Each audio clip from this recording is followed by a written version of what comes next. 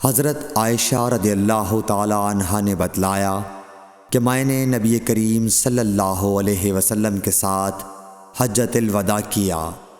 میں تمتع کرنے والوں میں تھی اور ہدی یعنی قربانی کا جانور اپنے ساتھ نہیں لے گئی تھی۔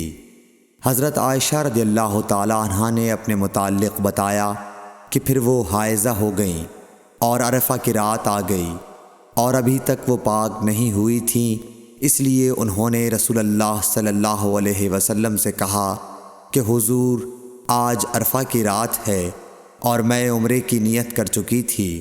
رسول اللہ صلی اللہ علیہ وسلم نے فرمایا کہ اپنے سر کو کھول ڈال اور کنگاہ کر اور عمرے کو چھوڑ دے۔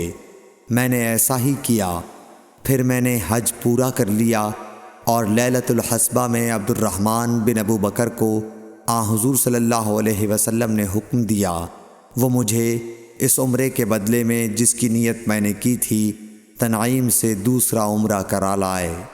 صحیح بخاری حدیث نمبر 316۔